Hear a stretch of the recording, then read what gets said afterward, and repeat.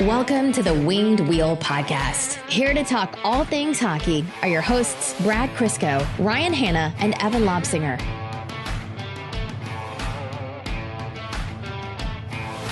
We've gotten good at this to the point where we just, like a couple minutes ago, realized that this is the last episode before the draft lottery. Previous years, there'd be streamers, there'd be banners, we'd be messaging each other. We'd have multiple lists out by now, and now it's like, yeah, we know what's happening. Yeah, we know what to expect. Do what you must. Who cares? It's Stannis from Game of Thrones. It's do your duty. Yeah, like, it's not even the thing I have 3 things going on after work that day, and it's the thing I'm looking forward to the third most. Hey, please, if you're up there, please. Like, legit, my whole game plan is let's get that draft lottery done as quickly as possible so I can get to the Rangers playoff game. At this point, I think this episode, any year before this, would have been titled Draft Lottery Preview. And now it's just... Literally no one cares. No, it's a formality at this point. We've been hurt before. We react accordingly now. Learning. Don't ever say we have not grown. Just wait until they get to the Red Wings pick and it's not their card, and then madness. And then, oh man. See, but that exists in a reality where that actually would happen. Or it'll be like 4 one. before the Red Wings, and one team won't be there, and it'll be like, God. No, yeah. Whoever the first 2 that are supposed to pop up, like Vegas and Vancouver, and it just skips those. Oh, cool. I don't even need to stay till the end of it. Turn it off. Everybody. It's going to turn into an Evan golf live stream for as long as he wants to stay. I'm going to the golf course tomorrow. Maybe I'll bring my clubs at home so that I have them just in case. Yeah, and play in the room. Play in the backyard, actually. Yeah, there you go. I can do that. Actually, yeah, if the first 2 cards flip, and it's done, I will literally be at the Kitchener-Windsor game before Bill Daly gets to the final card. Evan and I will go play a Twilight round at the course. Yep. Yeah. All right, folks. Welcome to the Winged Wheel Podcast, and happy Mother's Day to all your moms and your mother figures. And if that doesn't apply to you today, happy Sunday. Here to talk to you about Red Wings hockey and the pain that is impending, and a review of this past season. There's no pain when you expect nothing. You see, we say that. I'm one of your very wary hosts, Ryan Hanna. You can't kill what is already dead. I'm Brad Crisco. And I'm Evan. Yeah, that's it. That's the guy that's already dead. On this episode of the Winged Wheel Podcast is part 1 of our 2021-2022 Detroit Red Wings season in review. We're going to be taking a look at the forwards yeah, we're going to be looking at the forwards and somewhat awkwardly the coaches. Oops. It's a different segment than what we had thought it would be at this point, but we're going to do it nonetheless. We'll be doing a very final draft lottery preview update mini segment. We'll take a look at what's happened in the playoffs that no one can seem to predict properly, and a maybe very pertinent and probably one of the most plentiful conversations we're going to have about prospect profile today. A divisive one, but I think one that's really relevant to the Red Wings. So I know, Brad, you're especially looking forward to it. It's this year's Kirby doc for Brad. Don't make the other comparison. I'm going to make the other comparison at some point. Well, it's got to be clickbait. Hold on to that for now. Yeah, exactly. See, Evan's a master of hanging on to clickbait. He monetizes all of his thoughts. It's true. And for those who stay around, I have the conclusion of the Locker story. Oh, for our Patreon exclusive overtime. Yeah, whenever you want me to tell it, I'll tell it. Evan's so good at this. He actually didn't tell Brad and I this before hitting record. But Evan's also so good at this, there's a reasonable chance we'll get to the end of the episode and he'll forget about it. It's very, very true. But wait until later, and then it never comes. Before we start, though, I do want to thank everyone again. Our Wings Money on the Board campaign in support of the Jamie Daniels Foundation is an initiative that we started with our good friend of the podcast, Prashanth Iyer. It has more or less wrapped up. A few of your pledges are based on the Calder Trophy and some other things, but we have cleared now $29,000 raised for the Jamie Daniels Foundation this season alone. The 2-year total from the Red Wings community to the Jamie Daniels Foundation, I know Denver Law on Reddit kickstarted a lot of this, and I think it's close to 50 grand. So, you know, from us, from Prashanth, you know, from Ken, the Jamie Daniels Foundation, thank you. And we can't wait to do even more. We have a lot of great ideas. And like I said last time, the flannels are coming. All right. The forward group from the Detroit Red Wings, the 2021-2022 season. We joke about it being painful and we joke about it being a rough year. But in terms of bright spots, maybe the most plentiful and the most interesting year that the Red Wings have had up front. By no means did they roll 4 scoring lines. They're not Florida. Well, maybe Florida's not a good reference right now. But they're not Washington. They're not the previous year's Detroit Red Wings either. So where do we want to start here? We could go alphabetical order to keep it interesting. We could go top line down. We can go bottom line up. You have options, Ryan. Get weird. Let's do the top line as the season started. Let's do the traditional Larkin flanked by Raymond and Bertuzzi line. Oh, we're doing this line by line, not player by player. Yeah, let's go. Because once you get past the top line, there aren't lines. Let's start with the captain. Okay. Let's start with Dylan Larkin, because I think he has to be one of the most notable, if not the most notable story for returning Red Wings this season, with how he turned a season around. And I mean, good timing for him. He has a contract coming up, but finishing the year with almost a point per game play, or a point per game, wasn't something that we had thought would be very likely to happen. Especially when you factor in that he played a decent chunk of the season through an injury. As is tradition. Yeah. And missed the game due to a suspension. Worth it. Yeah, the most worth it suspension I think I've seen from the Red Wings in a long time. Yeah, so Dylan Larkin, in his second full season as captain, finished the year with 31 goals, 38 assists, 69 points. Nice. In 71 games. And like you said, Brad, he started the season off with some lingering stuff with his neck and finished about a third of the season, at least, with a core injury that just got worse around sometime in February, I believe, which he ended up needing surgery to correct and is now on the recovery course. But still, that year, to get back to a point per game after finishing with 23 points in 44 games the year prior and 53 points in 71 games in the year before that, it's one hell of a bounce back from Dylan Larkin.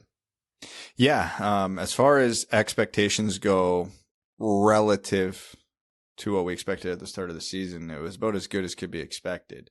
Not that he was a perfect player, not that he didn't have some cold stretches, not many, but yeah, I mean, he dragged a team that by all rights should have been bottom 3 in the league, kicking and screaming, to a 8th worst finish, which I don't think many people would think was possible watching this team the final 75% of the season. There was nothing he didn't do for this team. He killed penalties. He was a go-to guy in the power play. He was the go-to guy at 5-on-5. He was the guy, for better or for worse, instigating, initiating, and retaliating to a lot of shit that was happening on the ice. And he was the guy to always step in front of the media and face the music, especially towards the end of the season, although he's been doing that since long before he was captain. Yeah, I mean, if anybody's sitting back and disappointed in Larkin's year, I really don't know what to tell you. Is he Connor McDavid? Is he Austin Matthews? No, of course not. But nobody ever thought he would be. Even at his best, nobody says this is a top 5 center in the NHL. This guy had a good enough year that you could say he was definitively a first-line center, which was a very real debate last summer of whether he was or wasn't. So the fact he is a huge, huge step in the right direction. And, is he a top 30 center in the league? Yeah. Is he a top 15? Maybe. The conversation could be had. So by whatever metric, expectation, anything you want to measure Larkin's season by, he exceeded it. I want to talk about his goal total. He finished with 31 goals. He had a career high 14.6% shooting percentage. That is more than double of last season's 6.7 and still a significant amount the season before's 8.5. Shot really well. He shot well. Was there luck involved? Yeah, maybe. I don't know. But he shot really well. That kind of shooting percentage, you would guess you won't count on that every year. but how much of that is aided by, playing with now 2 high-end wingers, right? With Tyler Bertuzzi taking a similar step in his career trajectory and playing in more games than he did obviously the season prior, and then Lucas Raymond coming in and being a phenom. Not to say that they carried Larkin on his shoulders, but did they unlock something? Is this something where we can expect this kind of production reasonably from Larkin through his next 6 years through age 31? I would say that his career shooting percentage going forward is going to be closer to the 14 than it was the 8. Because what Bertuzzi and Raymond do is they allow Larkin to get fair matchups. Let's not forget last year Bertuzzi missed almost all of that season. And the Red Wings didn't have Raymond. They didn't have anybody close to either of those 2 players. So when Larkin was on the ice, the opposition could just, to steal a basketball term, double team Larkin if they wanted. And they took away the middle of the ice for him. They knew to key on him off the rush, and they knew once they got into the cycle, there wasn't much of a threat anywhere on the ice with him. Having those 2 on the ice, or even just Raymond for stretches and any competent player on the other side, now spreads the D out. Now it presents more options, and Larkin did a good job of utilizing the space he was getting on the ice. So I'm sure if we looked at, huge shot maps from last year to this year, his shot quality was probably a lot better this year, a lot closer to the home plate area because he had space, he took it. And if the defenseman, the defending team overcommitted on him, well, that's where his 38 assists came from. So, I think it was just a matter of better line mates, freeing up more space, and him wisely utilizing that space. The power play, when it would go stagnant and they would do that thing where no one would use a seam and no one would move. He was never, completely free of blame on that. I think pretty much every Red Wings forward fell into that trap at some point. Maybe less Moritz Seider, obviously not a forward, but moving on the blue line, he did that pretty consistently. But when they did figure it out, a lot of that was driven by Larkin either finding that movement, finding that space, or he was one of the few people to generate those, filthy seam passes to take advantage of the little slip-ups and coverage from defenders. And that's something that I really liked from Dylan Larkin. There's something about knowing that your line mates are smart enough to know where to be even before the play has developed to that point. I mean, it's kind of like a broad, weird statement, but that factors into hockey IQ. And when you're playing with players with really good hockey IQ, like Lucas Raymond has, and, Tyler Bertuzzi fits into that really well as well. It allows you to do so much more than if you're playing with, Evan Lobsinger on your wing. Yeah, very true. Your comment about Dylan Larkin being a 1C. I admittedly in the past have said, I think Dylan Larkin is undoubtedly this team's first line center, which isn't a hot take, but I think pegging him to the league average, he's probably a really good second line center. And I think this is the year that he proved me wrong on that. Yeah, without a doubt. The question always has been, could the Red Wings win a Stanley Cup with Dylan Larkin as your 1C? Yes. I think so. That answer is yes. Now, it depends. That addresses how they. That depends on how they address that gaping hole at center behind him in the lineup. So there's still an asterisk, but that's not a Larkin problem. That is not a criticism of Dylan Larkin. If the Red Wings, by some miracle, get Shane Wright or Logan Cooley or Matt Savoy in this draft, and they turn into pretty close to what they expect, we expect those players to become. Yeah, that's a Stanley Cup 1-2. If the Red Wings have a second line center that's almost as good as Dylan Larkin and a third line center that's like Joe Veleno, I would want a little bit more than Joe Veleno, probably. Joe Veleno 3 years into his career, not as a rookie? Yeah, maybe. There you go. Take Nazem Kadri. Obviously, he won't have the production that he has in Colorado. Whatever you want to do. Pius Suter. It's hard because... Trying to work with what you got, Ryan. It's hard because we make these declarations and it's like, oh, if we have 2 Larkins, then that's a cup competitive team. But it's like, who are the wingers? What's the chemistry of those lines? How much depth do they have? Does the scoring go down to line 4? What kind of defensive support do they have? It's kind of stupid to make broad sweeping statements like this, but when has that stopped us before? Speaking of which, Evan, your takes on Larkin's resurgent season and maybe how it ended as well. Yeah, I think he had a very, very strong season. Being a point per game player in the NHL is becoming more frequent apparently, but it's still quite an achievement, especially on a team where it's almost just you and one other person on your line that can help you. Yeah. I thought he had a really good year. I think, some of the rookie success that we saw, some of the credit has to go to him as well. Trying to lead that group through the tire fire that is the Detroit Red Wings. Yeah, just bad ending for him, but I think nothing but positive really for this season. I will say moving forward, there's a we'll call it a conversation about the captaincy and leadership towards the end of the year, but to have a good faith conversation about that, the Red Wings are at a point of flux right now. They're at a big pivot and we don't know what direction they're going to move because there isn't a new coach yet. And they've been flailing for a little while in terms of the coaching and the leadership from the coaching staff. And that's not an indictment on Jeff Blashill, but even talking about what we talked about for the last 2 episodes, Jeff Blashill inherited a bad team, and whether or not you think he did a good job, that it just wasn't there. And no player likes to know that they lost their coach their job. And that's how players interpret this. And a new coach coming in needs to be able to bring this team to the next level. And whether that is development of individual players and just not getting absolutely blown out, or maybe this team makes a move to get closer to the playoffs next year. I don't know. We have to see what Yzerman does. But a lot of that starts in the room with Larkin, his leadership of the team. Like you said, Evan, raising Raymond up to the next level, making sure this group stays together.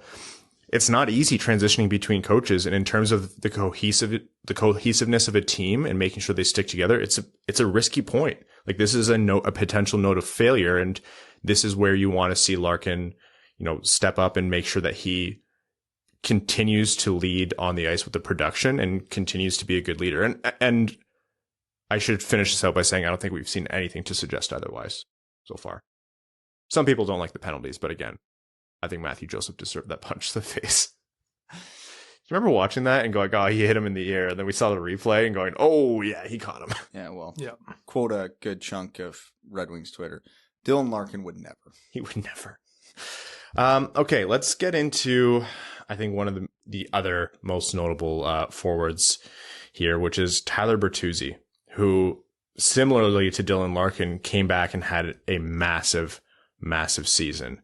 68 games played, 30 goals, 32 assists for 62 points. And, when he left the top line, the production did dip a little bit after a brief hot period with the Guelph Storm line. But all in all, from Tyler Bertuzzi, what a phenomenal year. And again, in terms of timing, it couldn't have come at a better time for him. Like every other guy who's in a contract year. Yeah, honestly. And he's 26 years old right now, and there's a lot coming up for him, and he doesn't have the same contract history as Larkin. Larkin got locked up to that long-term deal, and that's from the Ken Holland era. Tyler Bertuzzi's had 2 contentious negotiations with the Red Wings and has 1 year left on his deal. But let's talk about the players so far. What do you make of Tyler Bertuzzi's season and what he was able to do, especially after missing the majority of last season with a pretty major back surgery? I mean, with how hot he came out of the gate, that was a very welcome relief because of all the questions we had going into the season and then the other stuff that we're not going to talk about. Yeah, it was literally as good as could be expected, much like Larkin, in terms of production, role, preseason expectations relative to what he actually delivered. It was all fantastic. The only difference between him and Larkin is the consistency that wasn't there for Bert this year. That his second half of the year, I don't have the numbers to back it up, but watching his play, he felt like a different player. He felt like he really dropped off when the team dropped off overall. Now, he definitely still had a couple hot streaks in there, which is good. So it was a good indication that he didn't lose whatever got into him in the first 2 months of the season. But yeah, it did seem to be less frequent, and he had a harder time getting a rhythm. And I don't know if that's just, him regressing to whatever his mean actually is, or if that was, a result of the line jumbling, the team, lack of team success. Cause, that Guelph line was very hot for like a couple games, and then they went ice cold for a while. Yeah. So yeah, I don't know what to make of it. Cause like, again, without having the numbers directly in front of me, I feel like his season splits are probably pretty dramatic. Yeah, they weren't great. I remember he went like a big stretch where you could have told me they remove the name and you could have told me it was two different players. Yeah. So obviously that's going to be a big talking point leading into all the other Tyler Bertuzzi talking points this offseason. Right. Is like, when you're approaching a Tyler Bertuzzi trade conversation, are you trading November Tyler Bertuzzi, or are you trading, March Tyler Bertuzzi? Because that could be two very different players that command two very different values. And yeah, but overall, so obviously not to needle him down, he had a phenomenal season. And overall, yeah, it was damn, with Larkin, it was as good as could be expected. With Bertuzzi, it was damn near as good as could be expected. I mistakenly said Bertuzzi's 26. He just turned 27. He's practically dead. Dust. Yeah, my God, creaky old bones. Could you imagine? Yeah. Oh, I can imagine. Every day. Yeah, Tyler Bertuzzi, I think. So we'll actually come out and say it. The start of the year was questionable in terms of what to expect from Tyler Bertuzzi. First of all, there was all the raucous of he was one of the last players, or the only players in the NHL to choose not to be vaccinated, and thus couldn't play the games in Canada this year. At the time, yeah. And he also was coming off major back surgery. So, a lot of the storylines and the attention coming around Tyler Bertuzzi to start the year was not the most positive stuff, or at the very least, it was incredibly divisive. But the way he started the season and the way he played, honestly, through to like even the first couple of weeks after he got moved down to that Guelph line. He was one of the top goal scorers in the league. At points, yeah. For weeks. Not just like he came out of the gate with the hat trick against Tampa Bay and arguably the goal of the year. And then, he did not slow down for a while after that. Yeah, he was outstanding. He was outstanding in the kind of way where, you might hate hearing this phrase, but he played playoff hockey every single game. I genuinely believe that that's the reason you hear so many trade rumors about him. It's not because every Red Wings fan wants to trade him. It's because most teams want him.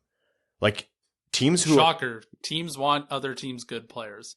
But the thing is, like, this guy's producing and he plays a hard-nosed game. He battles, he wins, and he doesn't do it on the back of like phenomenal skating.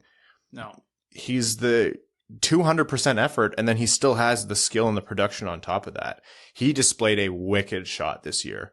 Like, he flat out beat the best goalies in the league at times with his shot, and especially given time and space. I think that's another element to the Red Wings forward group is, teams didn't have to only game plan against Dylan Larkin anymore. You now have a healthy Tyler Bertuzzi, and you have Lucas Raymond on the other wing to worry about, and there's Tyler Bertuzzi in space who will just rip it, or he'll crash the net and slash you in the teeth after. Yep.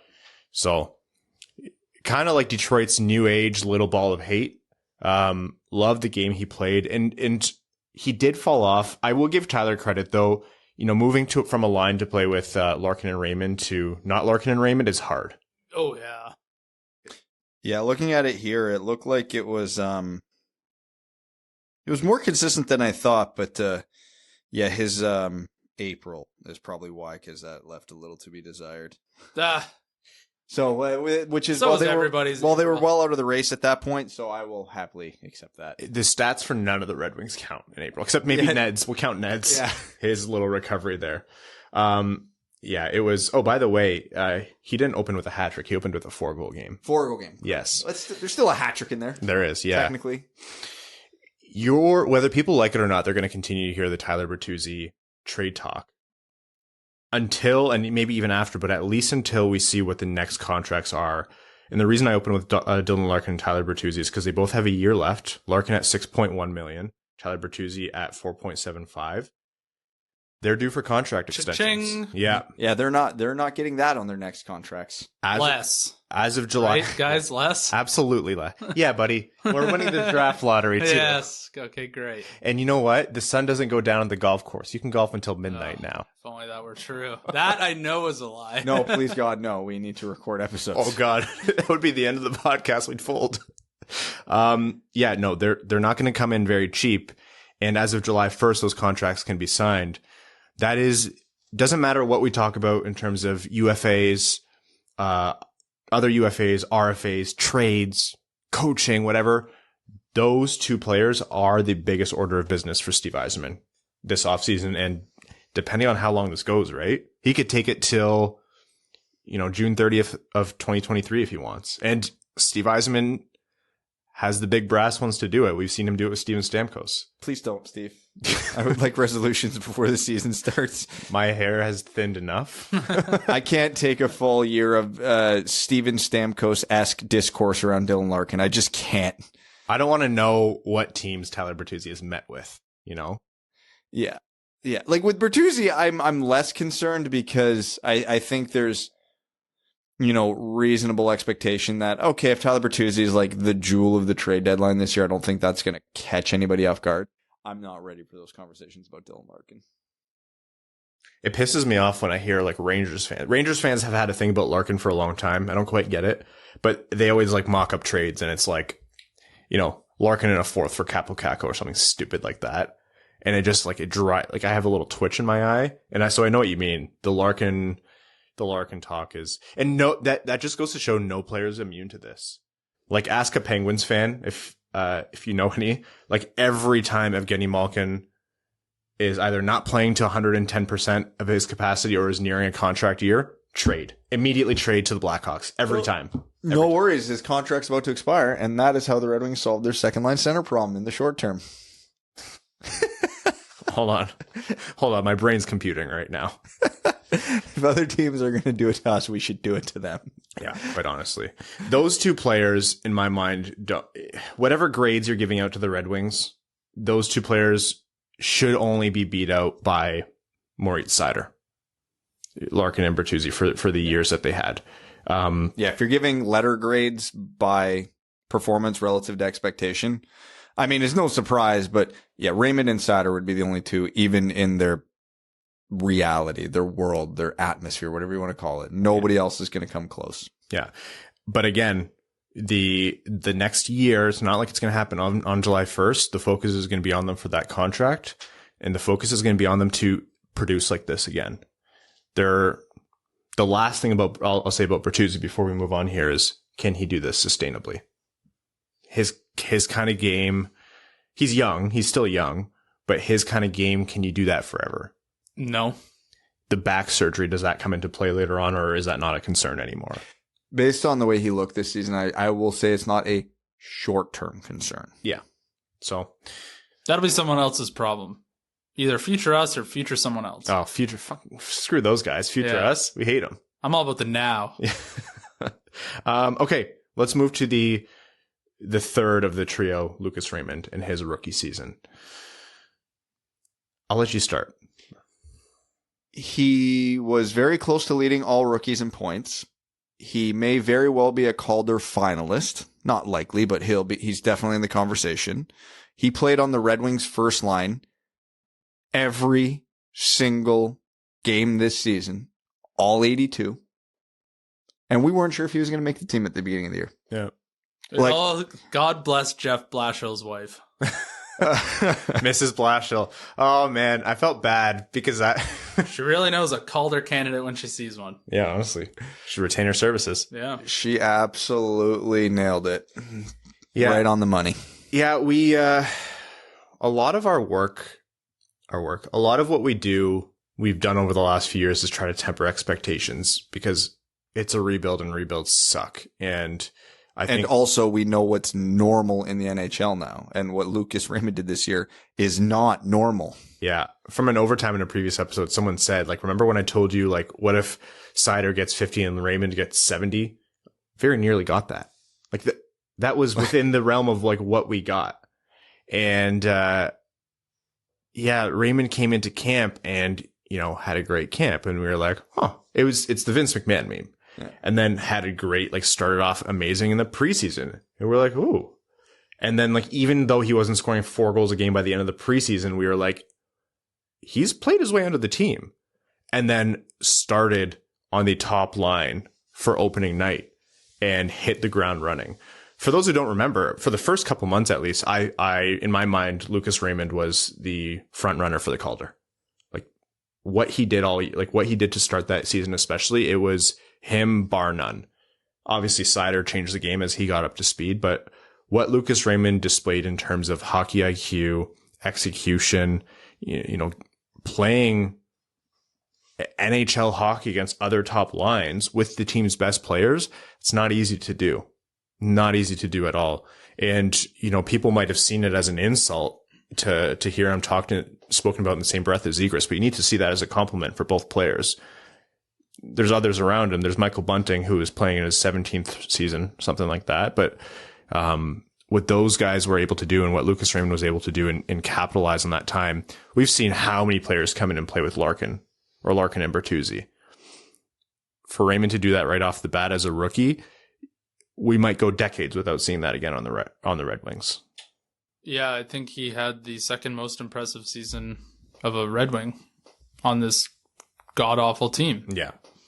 It truly is remarkable, and we need to remember how rare of an event like this is and how fortunate the Red Wings are to have success in Lucas Raymond. I think his dip in play, or I don't want to call it regression to the mean, because I don't want to make it seem like he was producing at an unsustainable level. We saw the beginnings of his career this year with 23 goals, 34 assists for 57 points.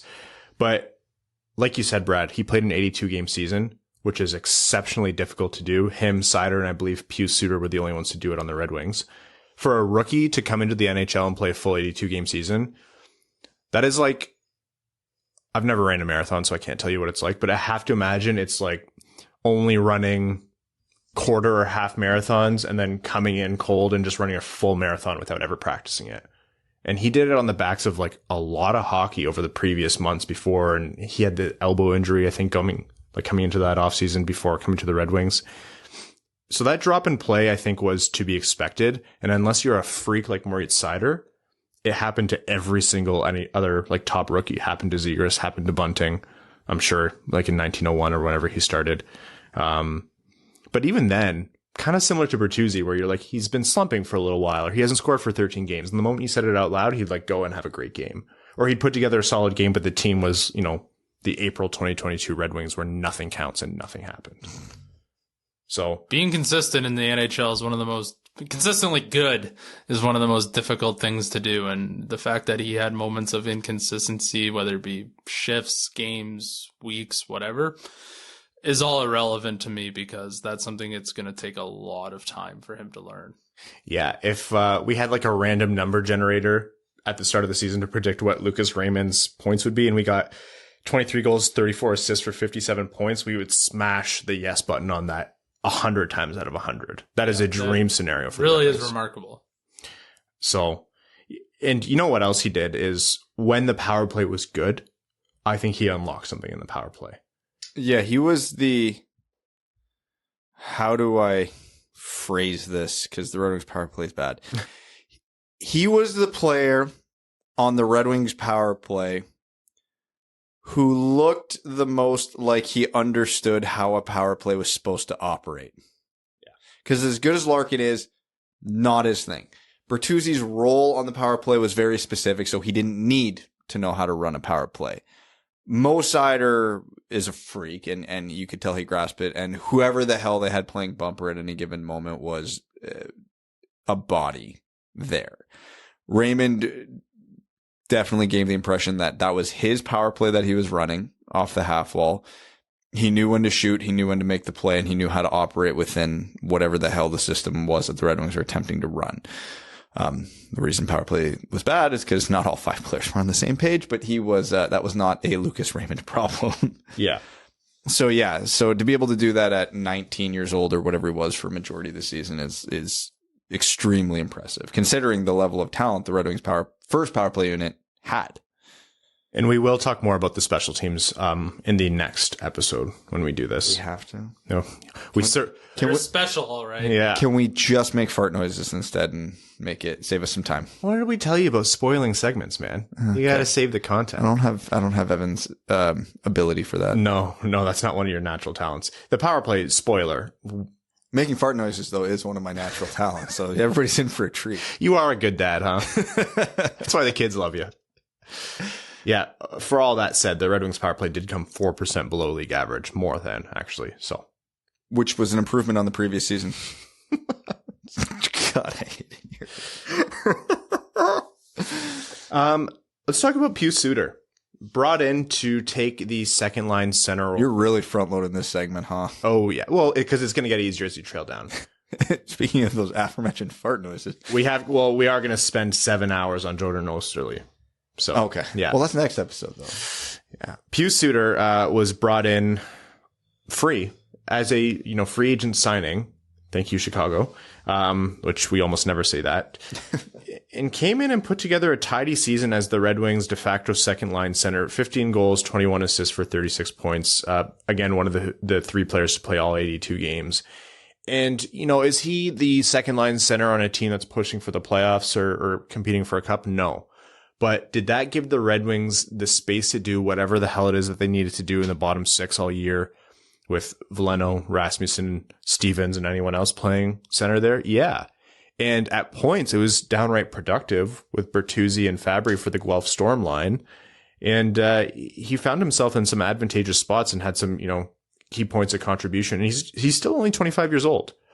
I like Pius Suter and what he brought to this team. And I think, to no one's surprise, that was a really good pickup. Did he have a perfect season? No. By no means was he like, you're going to be hard pressed to find a Chicago Blackhawks fan who's like crying every single night because they lost him. But all in all, the Red Wings got a net add, mid-20s player who can play center for them and make it so that center depth isn't atrocious like it has been in previous years. Yeah. A near half a point per game, responsible two-way centerman. Sounds like an ideal third line center on a cup contender who can play up basically all situations. Maybe not power play, ideally, but he can do it. Not well, but he can do it. Yeah, that's an ideal third line center on a cup contender. So the Red Wings are in that area of, okay, they had one set in stone center coming into this season. Now they have two. Where you put him in the lineup is up for debate. Maybe he's a fourth line center if you want your team to be like Florida. Maybe he's a third line center if the talent is a little more spread out. But you don't have to worry about, do we keep him? Do we get rid of him? Because there's value in keeping him depending what his contract asks are. Again, it's up at the end of the season, but still a valuable player. And again, I don't know. Suter was harder to have expectations on coming into the season because we were getting, for the most part, an unknown. Yeah. But I would say he exceeded what we probably thought he was going to do, especially in the circumstance that he was given. Because again, you could look at it two ways. Okay, should Suter have been the second line center on an NHL team? No, probably not. Was he basically gifted the job by default? Yeah, mostly. But that also meant that he was playing second line center minutes and matchups. On the road, there was a lot of times he was getting the other team's top line. Not for the whole game, because obviously Blashill tried his damnedest to not let that happen, but it happened. Yeah. It's why home ice advantage matters. And he didn't completely shit the bed, which is hugely positive.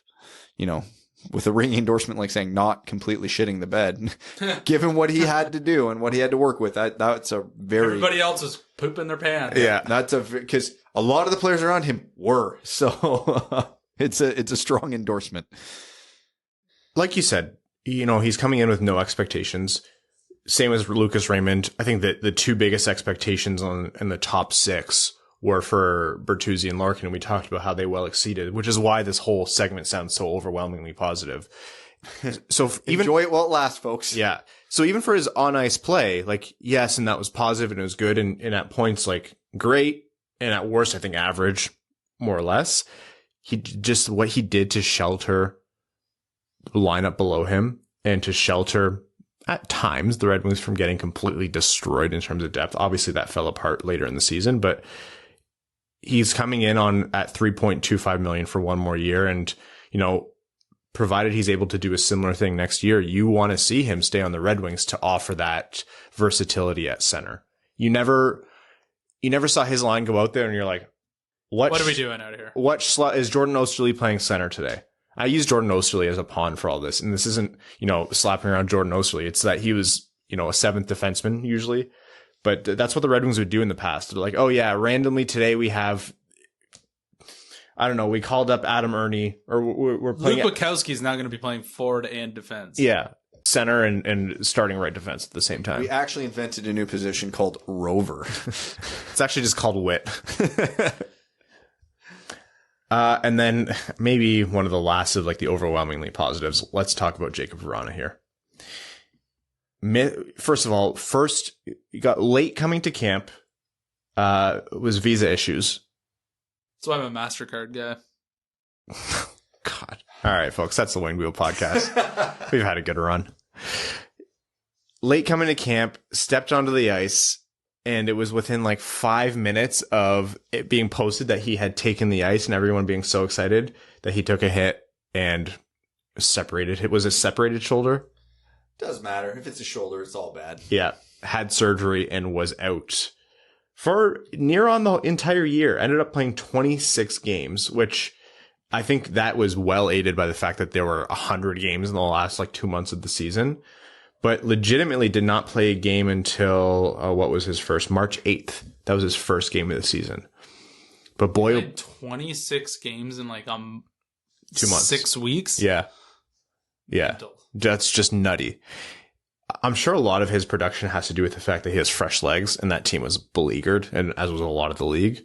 But for him to come in and put up 13 goals and 6 assists when in his previous 11 games with Detroit to end last season, he had 8 goals and 3 assists in 11 games.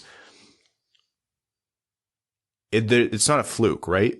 All Jakub Vrana does is score goals. He did not play on the top line. No.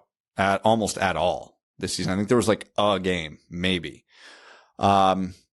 His goals per 60 rate was second to Austin Matthews. And he was doing it playing with, I know we just praised him, but, let's call it space, with Pius Suter as his center. And insert who the hell ever on the other wing. And he scored at that clip. Because Blashill was not dumping a ton of ice time on Vrana. He very much eased him back into it.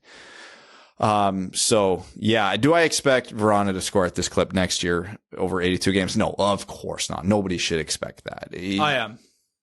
Good, reach for the stars. Hell yeah. Yep. I admire your optimism. But yeah, he's gonna always score at a very high clip. And he's going to score in a variety of ways. And the positive element is it doesn't matter who he plays with to do it. 5 power play goals. So obviously effective on the power play. His shooting talent and his shooting ability is just, and I hate to beat up on Filip Zadina, but you look at the differences in how they release the puck. Vrana doesn't only score the goals where he has time and space. He certainly scores those. But the ones where it's like, he doesn't have the angle on the puck. He has no weight behind his stick. His body's in a weird position. He's actually in the dressing room right now receiving this pass, but he manages to put all of those in. And that's the difference between a guy who can score in the right circumstances and a guy who simply scores goals at will. And Vrana seems to be the latter. Yeah, he's not a perfect player. There are many times on the ice where he looks lackadaisical might be the word. You can see why a strict coach like Laviolette in Washington might not love the guy. Yeah. Like, you get it. It's not like Washington was crazy for putting him on the third line. No, and that team won a cup, so. Yeah, and Jakub Vrana won a cup. So, the Red Wings have a cup champion. But yeah, so he seems like the type of guy who kind of comes in and out motivation-wise, which is about as advertised. The per 60 goal rates came in about as advertised. And the shooting talent is greater than advertised. So he's one of those guys, like, much like an Anthony Mantha, ironically enough, when he's on, is he on? 3 goals, 5 assists, 8 points for 2017-2018. 8 points in a cup run. That's pretty good. But especially from a third liner. But yeah, no, so I think a lot of what we lost in Anthony Mantha in terms of production, consistency, yada, yada, we got back in Jakub Vrana and, Sebastian Cossa on top of that. So definitely a good trade. Yeah, I'm only concern I have with Vrana right now is I think we know who he is as a player. I think we can expect these kind of point totals roughly, permanently, which, is about 0.75, 0.8-ish with a lot of goals. Kind of, the Red Wings Cy Young candidate. And that's great. My only concern is, okay, we need him for once to do it over 82 games. And not that it's his fault that he got hurt or that he got traded midseason, but we've seen an 11-game sample size and a 26-game sample size. That's still a question mark. Yeah. That's not a lot of time. You want to think like, this is going to scale up and he will hit 52 goals like he was on pace for at some point. But really what you want to see is a consistent 30 to 40. Yeah, if he's a 35-25 guy, like 35 goals, 25 assists, which is looks like what he would be on a good team. Phenomenal. Incredible. Anthony Mantha has ever scored. Yeah, exactly. If that's because 35 goals, I think, is below the pace he's been playing at so far. So that is with some expected regression. Yeah. So, which happens over the course of a full season. Yeah. When you play 82 games, just ask Lucas Raymond how that works. Yeah. But yeah, no, and that's phenomenal. And nobody, if we're sitting here next year reviewing Jakub Vrana's season and he has 30 goals and 50 points, nobody should be upset. Do you know how hard it is to get a 30 goal scorer? The Red Wings had 2 this year. That's it. Not many. There's also, for the sake of covering the entire discussion here, if there's going to be people talking about, is Tyler Bertuzzi going to get traded? You have to kind of give the same thought to Jakub Vrana with the caveat that this is not because it's necessarily likely, but it's because this is behind the shroud of mystery that is Steve Yzerman and how he works. Well, Vrana has 2 things going for and against him that make him less likely to be traded. From the positive standpoint with the Red Wings, why he's not likely to be traded is he has more cost certainty right now than Bertuzzi does. And from the negative trade value standpoint, he doesn't have the track record Bertuzzi does. So other teams might not be willing to pony up what Yzerman would want to get rid of him. So, if because he's got 2 years left on his contract? 3? Yeah, 2 years at 5.25. So yeah, man, imagine if he was Canadian, how many more picks he would get. Oh my God. But no, if he comes out and again, like I said, has like a 35 goal season over an 82 game season, going into the last year of a contract, Yzerman's phone's going to be ringing a lot. And then Yzerman has to make that decision with Vrana that he's got to make right now with Larkin and Bertuzzi. Are we trading or are we extending? Or both. Yeah. As it was with Mantha. But with Vrana, unlike Bertuzzi, you have to have that full season before those decisions are likely made. Let's get into the tough ones. Filip Zadina. We came into the season saying, Filip Zadina, this is going to be a full year for him. He should have every opportunity. He played, 74 games, more or less a full season, and that was his first. He played 49 last season. This is as close to his first full 82 game season, and doesn't matter which way you cut it and how much we're going to talk about, like how good he looked at points and how the shooting just wasn't coming to him or whatever it was. 10 goals, 14 assists for 24 points was below expected and not, I don't want to say unacceptable, fire him into the sun, but Filip Zadina won't be happy about his results this year. No, what was his shooting percentage? His shooting percentage was 6.5 this year, up from last year's 6.2. His career average is 7.6, which is heavily aided by a 13.3% in 28 games in 2019-2020. Filip Zadina, there's a couple ways that we have to look at this. For the most part, for most of the season, I really liked what I saw from Filip Zadina in just about every way until he got anywhere near the opponent's net with the puck. Yeah. He made plays happen. He competed. He busted his ass defensively. He was a great transporter of the puck through the neutral zone. He was, I'm not going to say an exceptional playmaker, but his vision was definitely noticeable at times and he could make plays for his teammates. And whenever his teammates or himself got himself into a scoring position, to come back to another term that I used with Pius Suter, he shit his pants. Mm-hmm. It's as simple as that. He could not hit the broadside of a barn. He could not shoot it through. I don't even want to know how many shots he had blocked this year. It was staggering how many he fired directly into a defender. Sometimes he sent it 10 miles over the net. You got to give him credit for that. Yeah. His shooting was exceptionally poor. Now, I say that that was the reality of what Zadina expected for himself this season. What we expected of Zadina, of him to be this great goal scorer, which I think we can pretty confidently say at this point he is not.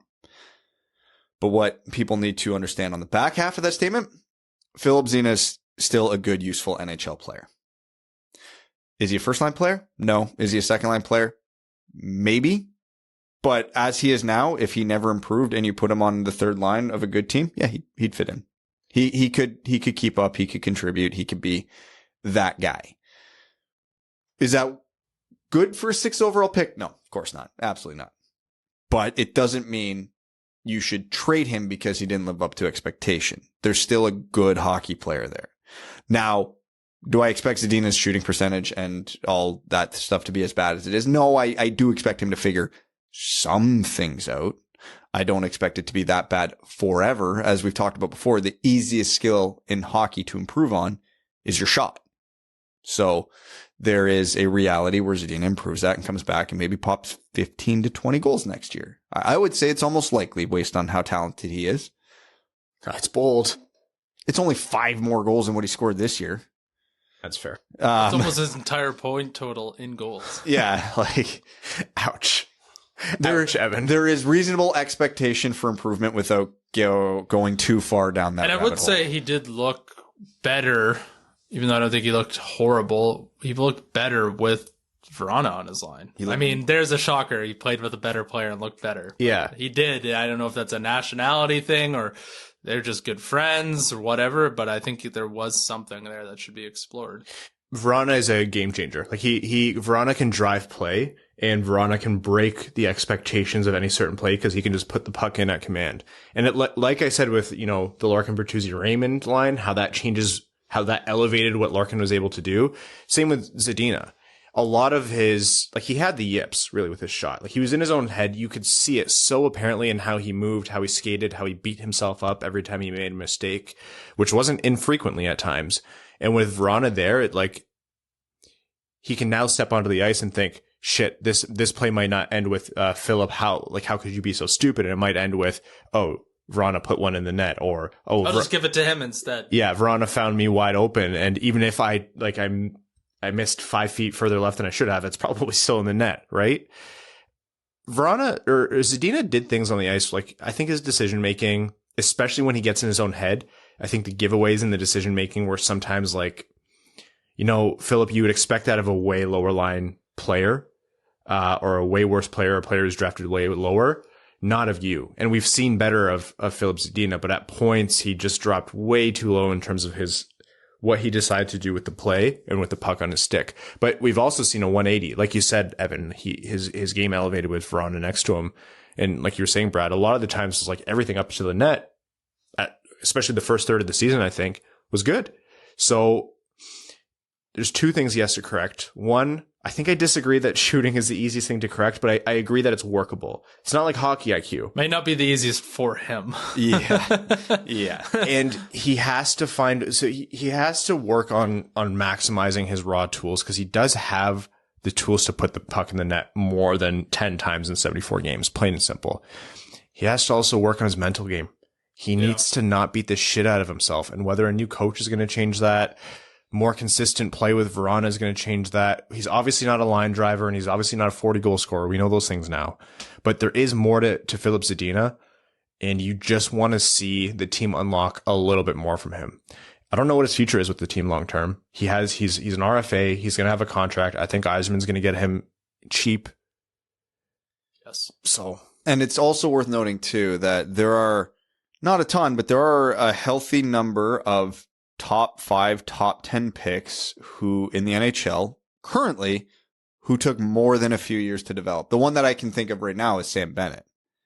because that guy went from an absolute complete and utter bust as viewed by everybody. And now look at him. He's a very, very productive player on a cup contending team. Well, they're only down 2-1, but they won the President's Trophy and he was a huge part of that team. So there's always the possibility that one day it just clicks. Obviously more likely than not, it won't. But there are still traits to Filip Zadina this year where you can look at it and go, he's well above average at that. He is still got above average NHL talent. Because I will still argue, puck on his stick, transporting it through the neutral zone, he is the second best player on this team behind Dylan Larkin. Oh, that's... Who else was better than him at that? Moritz Sider. Okay. Second best forward. Second best forward at that. He was one of the few guys who could navigate his way through the neutral zone with possession and cleanly enter the zone.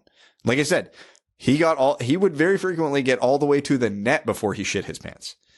Well, the closer he gets, the further or closer it is for him to have to shoot. Yeah, exactly. But no, and on the power play, he was one of the very few guys who could at least somewhat routinely enter the zone with possession and get the power play set up. I mean, I'm not saying he's like a world beater and NHL elite talent when it comes to this, but relative to the Red Wings, he did it more consistently than anybody not named Larkin.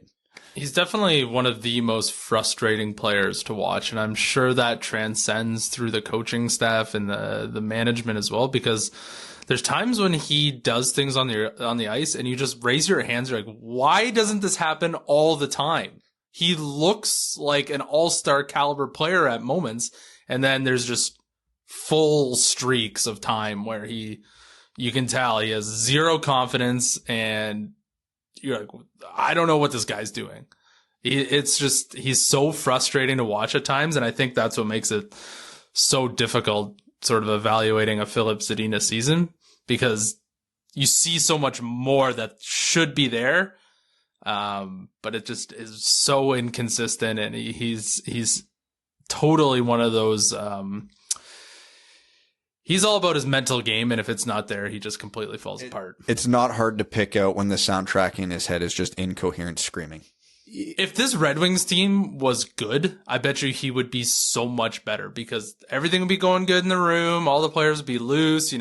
Everybody's scoring, contributing. I bet you he would have doubled the points easily. Yeah, like even he played the last 4 games of the season with Vrana? Mm-hmm. He had 3 points. It's a very, very, very small sample size, but you translate that over a full season, that's a more than acceptable season for him.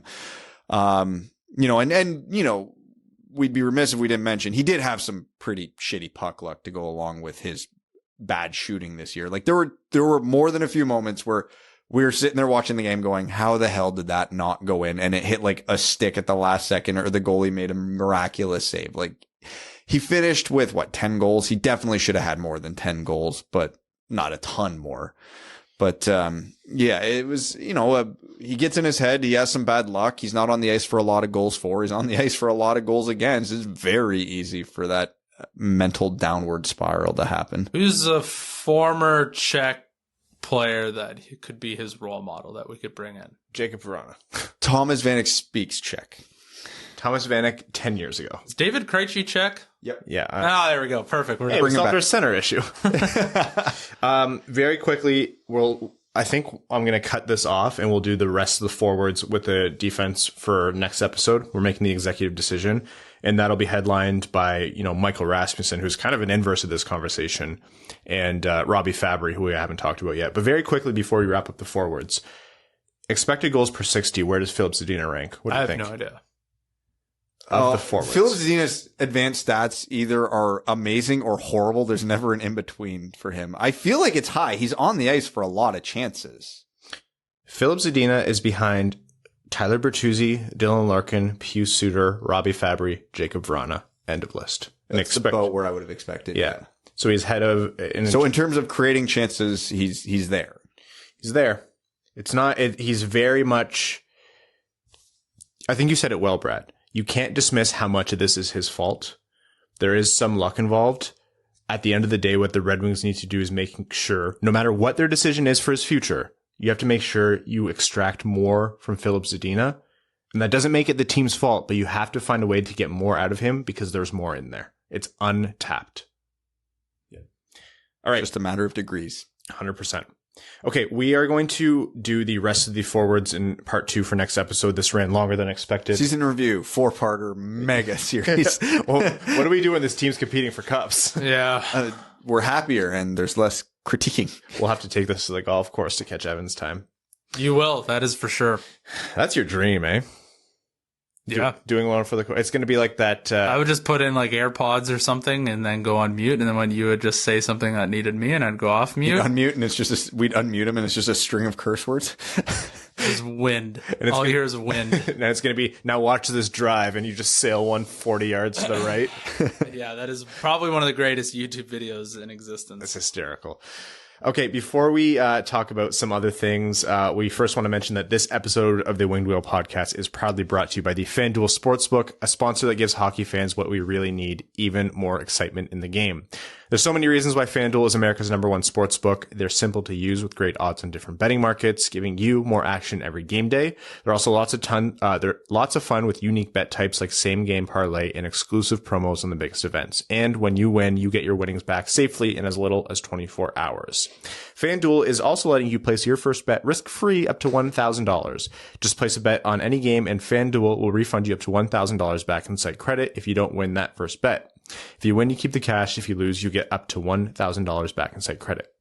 Now, what we want you to do is download the FanDuel Sportsbook app to get started with that risk-free bet of up to $1,000, and be sure to sign up with promo code WWP so they know the Winged Wheel podcast sent you. That's FanDuel Sportsbook, promo code WWP.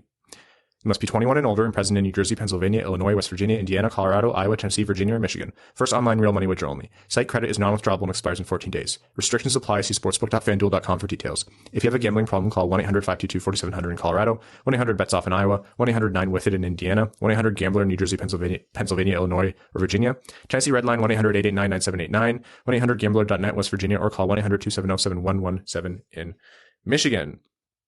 All right. The playoffs. The hell is happening?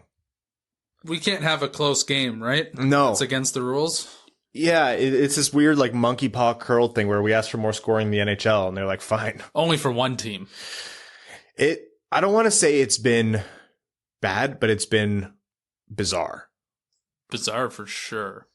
So we'll do a quick overview of where every series is at. Colorado is up 3-0 over the Preds. Not surprisingly, although the way those games went was a little bit different than maybe we would have anticipated. Colorado has dominated all 3 games, and Conor Ingram just got into one in game 2, and that's which is fun. Yeah. It did go to overtime, and Conor Ingram had to make 46 consecutive saves for that to happen, and he did. Minnesota is leading St. Louis 2-1, and Minnesota right now is down 3-2 to St. Louis with 2.5 minutes left in the third. Hey, a good game. That series is going exactly how I thought it would. Yeah, it's one of the ones where you're like, it's going back and forth a little bit more. Calgary is down 2-1 to Dallas, a little bit surprisingly. Well, Calgary doubled their goal total for the series last game. It's been a war of attrition, that series. Jake Ottinger For us or them? Jake Ottinger has been in one a little bit. Yeah. Because that was one of those, it's a West Coast series, so I've stayed up late to watch some of those games, and boy, do I regret it. Does Matthew Tkachuk have more fights against Klingberg specifically than Calgary has goals? Going into game 3, the answer was yes. Did you hear Daryl Sutter's comment about Johnny Gaudreau not scoring on the breakaway? No. He's like, he said something like, well, it's his job to score. Oh boy. It was just a classic Sutterism. It was hilarious. They asked him a question about it, some stupid question. He's like, I don't know. It's their job to score. Johnny hid in the washroom for a long while after that one. Yeah. Edmonton is up 2-1 over LA, and honestly, that is probably the most decisive 2-1 lead I've in the playoffs right now, maybe. Yeah, what are the last 2 games? 6-0 and 8-2. How do you stop Connor McDavid? Essentially, Edmonton beat themselves the first game, and that's not to take away from what LA did, but Edmonton's the much better team overall. Oh, yeah. And that is with a goaltender which at any point is either, Conn Smythe winner or firing the puck down the middle of his own zone to throw away the lead, or whatever else they have going on. Washington up 2-1 over Florida. And it was a big win the last game. They won it wasn't close. Florida needs to figure this out. And I mean, Brad, you've said it the last 2 episodes. Until they win, they have that loser franchise tag. And to me, they look exactly like Tampa when they got swept by Columbus.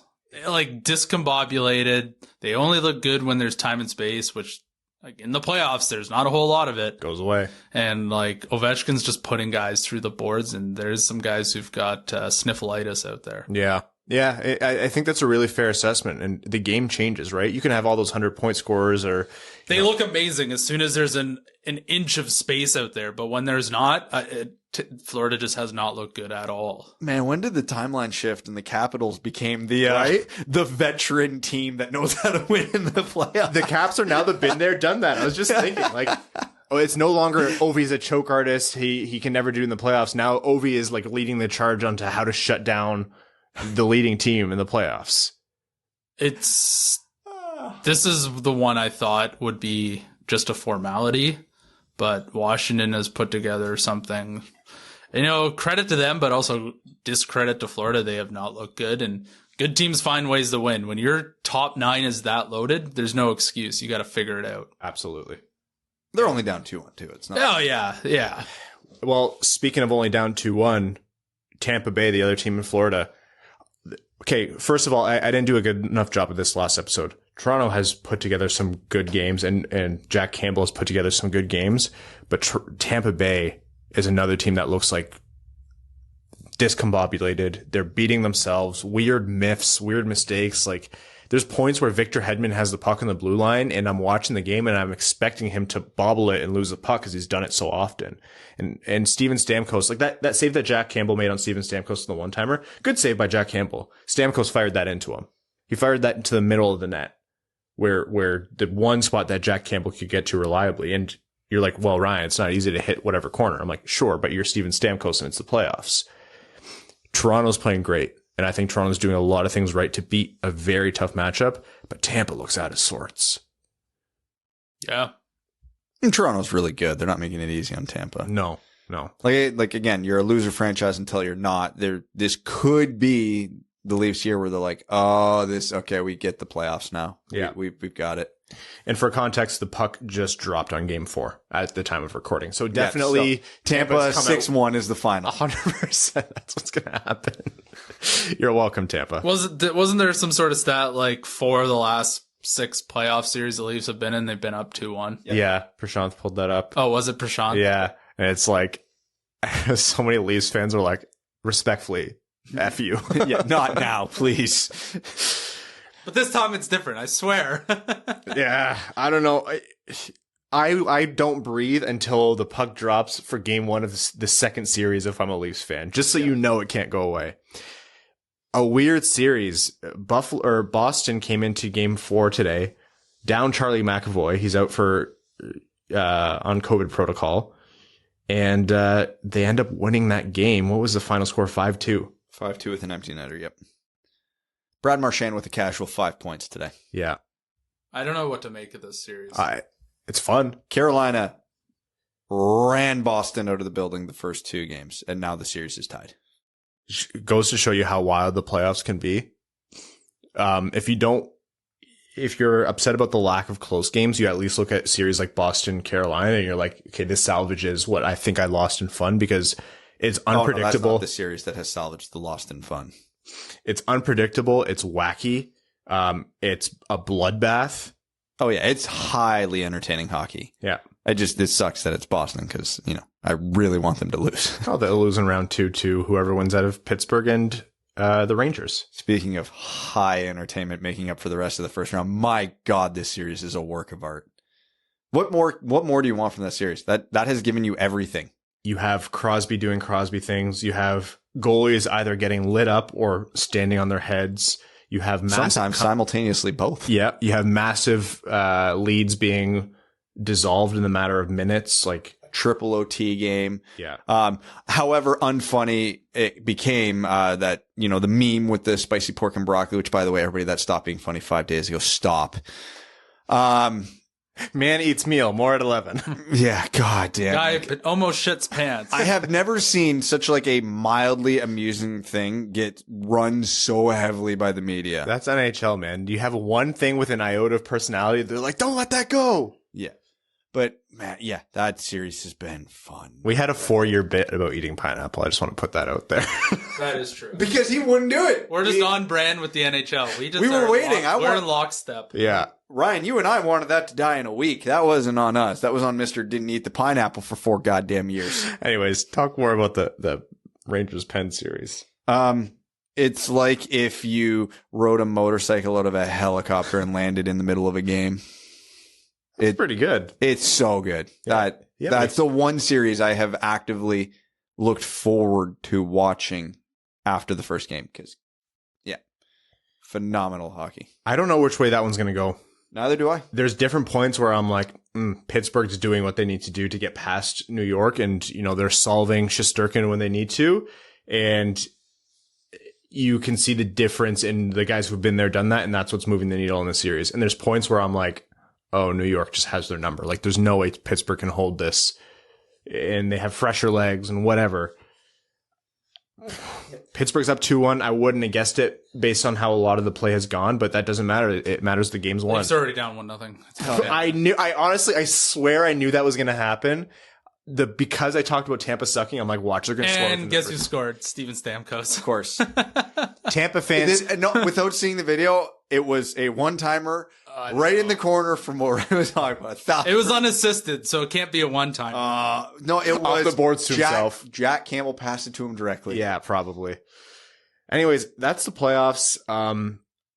Yeah, there's a lack of close games. I think what we'd expect with 7 of the series being 2-1, but oh man, is it interesting that 7 of the series are 2-1, and anything can happen at this point. It's pivotal. It is. And speaking in hockeyisms here, this is where cups are made or lost. Whoever ends up winning this cup, there's a high likelihood that people are going to look back to that first round and say, this was a close game. This was the triple OT where they made it work. This was when they were down 2-1 or 3-1 in a series and they didn't completely dissolve and they came back and found a way to win. Yep.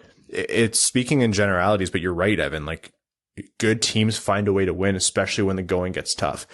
And they know when to put teams away. If you're up 2-1 and it's the difference of going 3-1 and 2-2, most of the good teams that win put those teams away when they have the opportunity. And one last point about the playoffs here. This isn't old school hockey where 2-0, 3-1 ends a game. You have 4 goals, you should be shooting for 5. You have 5, you should be shooting for 6. Goalies are letting things in. Defenses are falling apart. There's injuries. Scandella just left the game for St. Louis earlier today. Like, Louis Dominguez playing goaltending, or is goaltending in the playoffs? Scoring is the name of the game right now, and you do not let your foot off the gas. Yeah. Because that lead could go away in a second, and you do not want a Toronto Maple Leafs bookmark in your playoff storyline. Yep. Well, I hope your brackets are intact. I have no idea. Mine is... Hold on. Stamkos on a one-timer from the Ovi spot. Shut up. The goal was not unassisted, and that thing went just inside the post blocker side. That must have been the score. You are welcome, Tampa fans. See, just for video proof, so you know I'm not... Yeah, there it is. And that's what you needed to do that last game. Tampa fans, you can make your donations directly to patreon.com/wingedwheelpodcast. Jack Campbell was squared up for that one, too. Yeah. Okay, I know this is going to be a long episode, but I do want to do the Conor Geekie conversation. So this is our prospect profile for a centerman who's coming, presumed centerman who's coming through the draft, maybe in the range where the Red Wings are picking, and quite a divisive one. 6'4", playing for the Winnipeg Ice. Brad, sick team name. Yeah, I like it, and their jerseys are elite, like legitimately, maybe the best in the dub. Divisive, and I think I'm leaning into that by starting with Brad, but Brad, take us away on Conor Geekie. Oh, Conor Geekie, the poor skating, highly skilled, giant centerman playing in the WHL, whose range of possibilities could land him anywhere from Kirby Dach to Michael Rasmussen. And we don't know where exactly he will land. And this debate will rage on between scouts right up until the draft because he's a 6'4" centerman with skill. And he's Canadian. Yeah. That's two spots up. Yep. There is a lot to like there. He plays at a slow pace and is a very poor skater. That's concerning going up to the next level. Where is he going to fall? The answer, I don't know, which is why he scares the hell out of me in the draft, because you see the stuff he can do on the ice and the stuff he can do with the puck. And it's very apparent he has a lot of skill. Will that stuff work against NHL defensemen? Usually no. Until he finds an extra gear in his skating, he's going to be a huge red flag. The one thing that he has that wasn't really a calling card for wasn't really a calling card for Dog, definitely wasn't for Rasmussen, is he has a bomb for a shot, though. So he's the type of guy who, even if he's not generating for himself, has someone who can generate for him, can absolutely finish on those plays. It's easy to understand why he's a top 10 prospect in a lot of rankings, and it's very easy to understand why he's outside of the top 15 in others. This is just me, and this has always been my bias because there have been so many whiffs on guys like this. The big top 10 forward who doesn't move all that well. We've seen that be more misses than hits in the top 10. For every Kirby Dach, you have a Lawson Krause and a Michael Rasmussen, right? So the potential is there, and if he hits, he's going to hit big. That's the intrigue. And man, I really wish I could sit here and give a firm opinion where I stand on him, but I haven't yet been able to decipher that. And I probably won't ever be able to decipher that. Where he falls in my rankings is probably going to end up just being where I think it's an acceptable risk. Conor Geekie to me has enough where I don't think this is a Michael Rasmussen scenario. But I agree that there's concern here. I'm trying to work against my own bias here, where skating is the first thing that you notice, and it's so apparent. And he doesn't move extremely well. I think for his size, there's a little bit of like the Mantha thing going on, where you're like, he moves a little bit better than you might give him credit for. But yeah, at the NHL level, he's not going to get separation from his skating. That said, he's a big, strong kid. It's hard to have that frame at a young age and have all the strength he should have, especially down low. He continues to get stronger. And the skating, if it can get to like sufficient, then that's not bad if you're also a massive 6'4", 200, 220 center who can win puck battles, be a dominant force down low. And oh yeah, you have an incredible skill set and can either fire the puck home or dish the puck really well. And he can do those two things.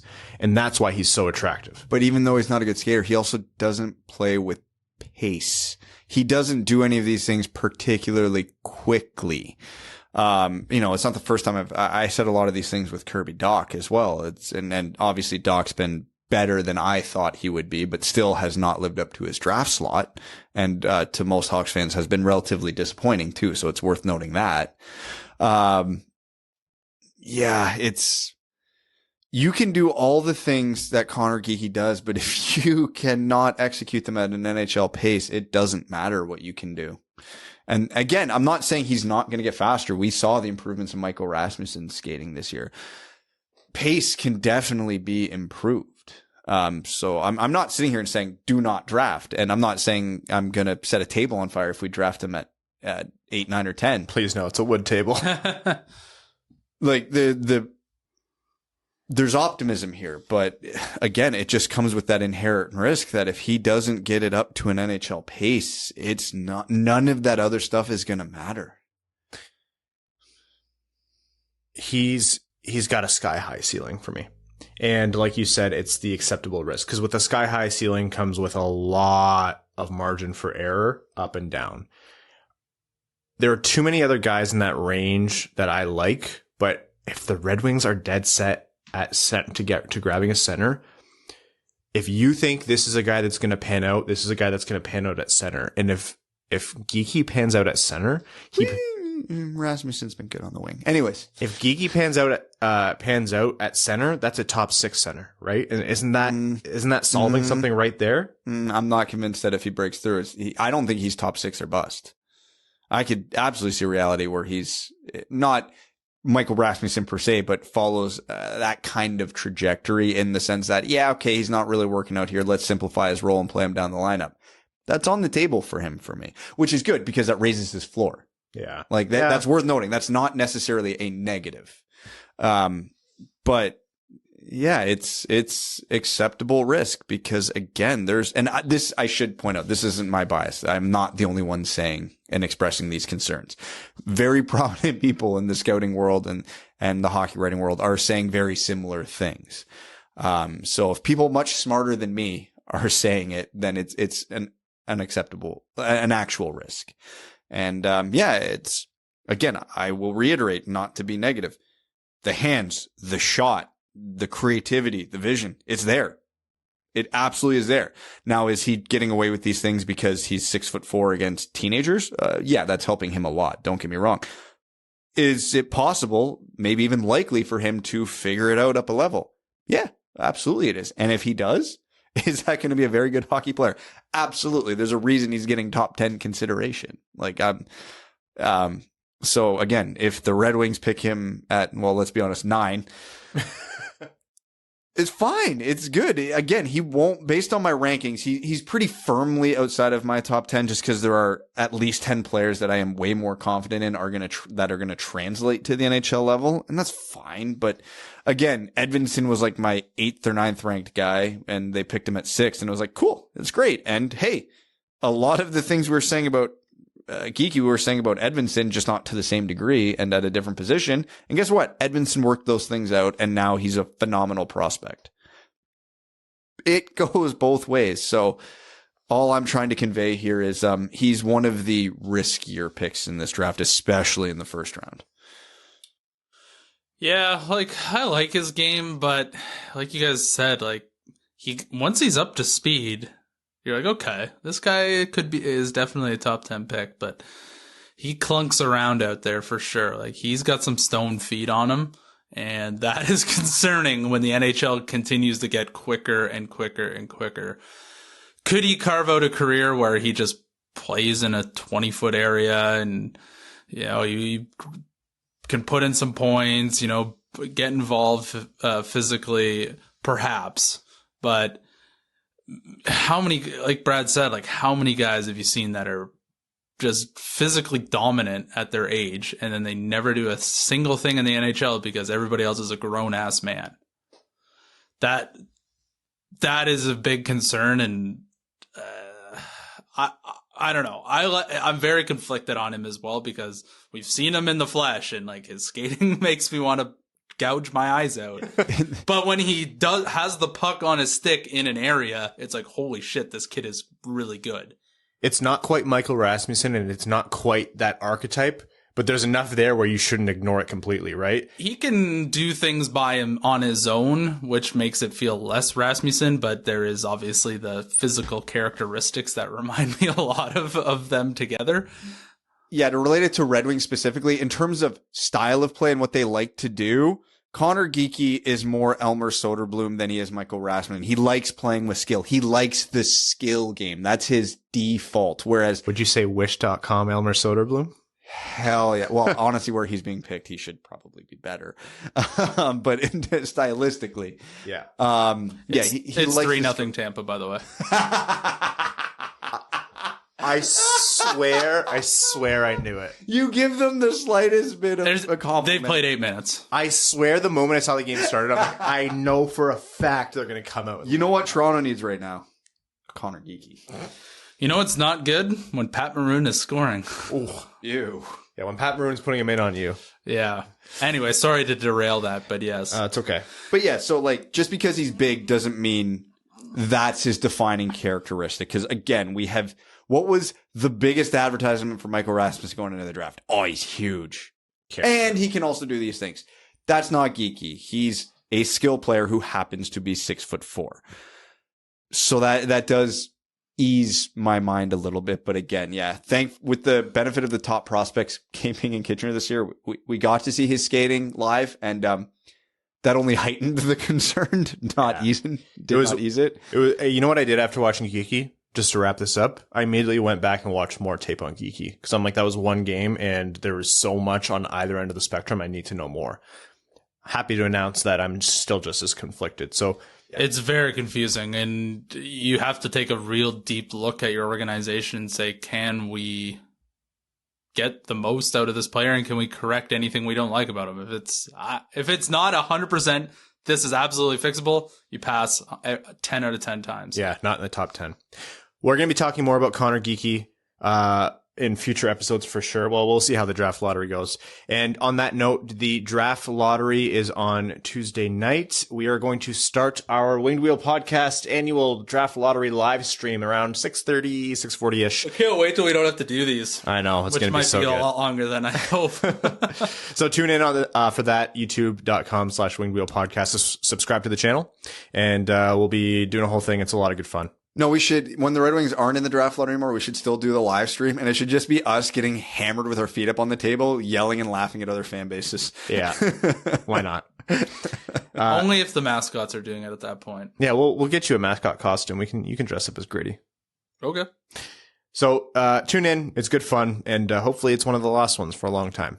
All right, we're going to wrap up with a quick overtime here. Overtime is brought to you by our Patreon supporters. They're the reason we're able to do Red Wings 2-part, maybe more, season in reviews, draft lottery live streams, Evan's booking fee, everything that comes with it. So thank you to all of our supporters. You've been so incredible to us. Patreon.com/Winged Wheel Podcast if you want to join the Dub Dub Club. Matthew Lynch says, do you think Stevie uses the 4th round picks to move up if possible, or do we let her ride? Also, I'm really high on Slavkovsky. Like, I hope we get pick second and get him. 4th round picks aren't entirely useful to move up in the 1st round, I don't think. It's not going to move the needle for most GMs. But, to move up in later rounds, yeah, they have their pick, they have Colorado's pick, and they have Vegas's pick. So you can definitely see it. It would have to be part of more to move up in the 1st round. Yeah, I wouldn't think too much of it. The Red Wings absolutely are in a position where they could, but I don't think it's like, that's why they have them.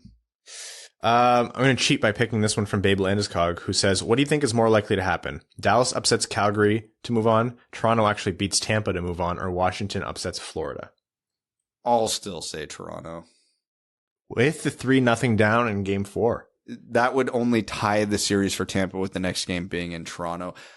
Just because, St. Louis won 5-2, by the way. Yeah, no, a couple empty netters, I think. But no, Toronto, it's simple. Toronto's the best of those 3 teams. That's the reality of it. And, Florida and Calgary, despite having not played great to this point in their series, are still 2 of the, 4 or 5 best teams in the regular season. So you still got to assume they'll probably get their shit together at some point. I'll say Washington, just because I'd say Washington beating them. Dallas would be my close second one, because I thought Dallas was absolutely garbage for most of the season. Yeah, to be fair, Dallas has been to a cup final recently, and Washington has won a cup recently, so they are the absolute opposite of loser franchises. So, Nick Geyer says, which player or players do you think this cup run will be their last at bat for? I personally think this could be Sid's last real chance at a cup. This will also be more than likely Joe Thornton's last chance, and Florida is blowing it for him and Giroux. I was going to say Giroux. Corey Perry. Giroux's still going to land wherever he wants to land next year. Thornton's the answer here. Or Thornton. Okay. Keenan O'Donohue says, assuming we stay at 9 and Savoy and Nazar are gone, the 2 top European D are gone. As GM, would you be willing to take Kemmel over Geekie, even though we need a center? Yes. Yeah. See previous conversation. Yeah, yes. You have to be certain Geekie's going to be a center if you take him there. You have to be certain Geekie's going to translate up levels. Yeah. Similar vein here from Cheesebag. It says, also, if we end up with pick 8, 9, or 10 and Lambert is not available, I'm really hoping Steve trades down for multiple picks. I'm just not excited about anyone else in this range. I don't hate the trade down idea. So here's the thing that people always need to remember in this scenario. I tend to agree that once you get past a certain point in the top 10, which is outside of where the Red Wings will be picking, the draft does tend to get a little underwhelming and very jumbled for about 5, 6, 7 picks deep. Yzerman probably will notice that. And do you know who else is going to notice that? Every other team picking behind the Red Wings, which means that they're not likely willing to overpay to trade up or even pay fair value to trade up. 72 Athanasiou, this is from Reddit. The thread went up late, so I'm grabbing a couple of extra questions that came in. It says, I know Stevie's hard to read, but what kind of players do you think he'll bring in? Top 4 left D, third or second line center? If yes to any of those, how, via trade or free agent signing? Thanks for taking the time to keep doing what you guys are doing because the pods are great. Much appreciated. Thank you for the kind words. He needs to sign left D. He literally does not have enough to field a team next year. Who or what? He just signed Edvinsson. There you go. And I think he's going to probably try to do something at center. It might not be super significant, but like he's got to try to do something at center. Because like you could go into next season with, let's say, Veleno, Suter, Larkin, and fill in the blank here as your centers. Stevens. They already have their third and fourth line centers. They're just playing a lineup. Yeah. Sad. Also goalie. They're going to move on from Greiss most likely. So Hellberg. That's true. Yarvik7 says, in your opinion, what will the Blashill era be remembered for? What positives did Blash bring to the team as a coach? In future, what will we be thanking him for, i.e. teaching team defense, mental toughness, never giving up, etc.? Meme economy is going strong. The faces for sure. Let's state it simply. Blashill era is going to be a conflicting one of a lot of loss, and he's going to be attached to the darkest era of the Red Wings in near on 3 decades. You want to draw on the positives? Like Steve said, this should have been a Buffalo level dumpster fire organizationally. Like by all rights, it could have been Buffalo, it could have been Ottawa, where the fire is both on the ice and off of it. And the fact that it stayed only on the ice is a testament to, how he ran the program as a person. But for on ice product, basically nothing. To draw the silver lining that I can, the Raymond insiders starting with the deployment that they got in their first seasons is something that will and should be attached to him and his decision making as well. And that's going to last for their entire careers. Number one, but Chumba says, how do you feel about the NHL Central scouting rankings and why are they so awful? Wow. Yeah. I feel the same as I do about it every year, which is that I pay less and less attention to it. I pretty much look at them to see what teams might be thinking, but I think there's even and I'm just guessing here based on what I've kind of noticed anecdotally, I think teams are even getting away from those rankings in general too. The NHL out of touch yet again? Shocking. Yeah. Where was Nazer again on the North American rankings? Out of the top 20, I'm pretty sure. Which is, I get it. Scouting is subjective. Lists should look different from each other. Nazer out of the top 20 North American skaters, not even total. North America is inexcusable. You can't watch, there's no reality. You watch him play hockey and go, yeah, second round, maybe. It's not new, but it doesn't fail to be shocking. All right, folks, we're going to wrap up this episode of the Winged Wheel Podcast. Thank you so much for tuning in. Don't forget to tune in to our Draft Lottery live stream on Tuesday night on YouTube, youtube.com/Winged Wheel Podcast. Be sure to subscribe to the channel as well. It would mean a lot.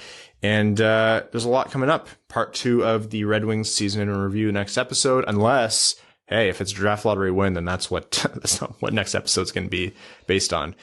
You'll figure out what next episode is about based on how Tuesday night goes. So we'd like to thank all of our listeners, everyone who's tuned into the show over the years, any new listeners, all the new Winged Wheel Podcast patrons, the FanDuel Sportsbook for sponsoring the show, and our name level supporters on Patreon, Arjun Shankar, Yves Bartels on behalf of the Sarah Grand Foundation, Egfer, the Stay Fresh Cheese Bag, Nick Perks, Brett Bailey, Terry Driver of the number 69, Cryan Ryan, Hannah's Banana Simon Jamathong, Matthew M. Rice, not going to read that one, Billy Howell, Brandon M., Carl Bertanen and Aluski, Cheesebag, Chimmy, Citizen High Five, Coyote Season Tickets in Tempe, Craig Kibble, Daniel Garcia, Derek Enstam, DJ Denton, Give Blood, Fight Probert, Hana Lee, Hassam Al-Qassem, I'd Leave My Wife for Cider, Jay Gollum, Jacob Turner, Justin and the Angry Mob, Kalen Wood, King, Tone, Kyle Hashman, Marcus, Matt McKay, Nicholas Fritz, R.A., Ryan Hubbard, Scott Martin, Sean Levine,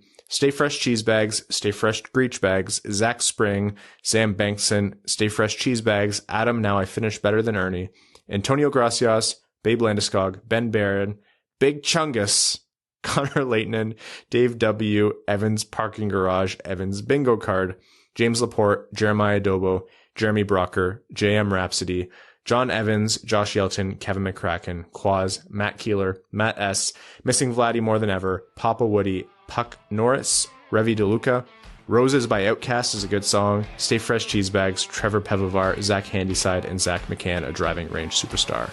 Thank you all so much for tuning in. Get ready for the pain coming Tuesday night.